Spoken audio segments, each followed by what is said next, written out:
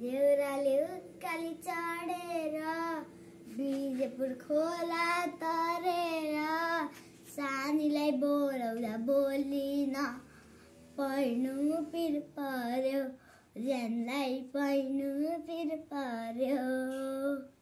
देउराले उकाली चढेर बिजपुर खोला तरेर सानीलाई बोलाउँदा बोलिन पर्नु पिर पर्यो ज्यानलाई पर्नु पिर पर्यो।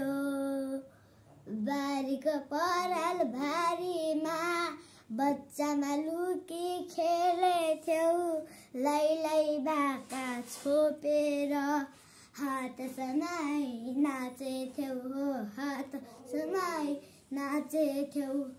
अब त सानी ठुली भई भेट भए पनि बोल्दिन आँखा जुधे पनि तर्किन्छे पर्नु पिर पर्यो ज्यानलाई पर्नु पिर पर्यो। देउराले उकाली चढेर बिजपुर खोला तरेर सानीलाई बोलाउँदा बोलिन पर्नु पिर पर्यो ज्यानलाई पर्नु पिर पर्यो।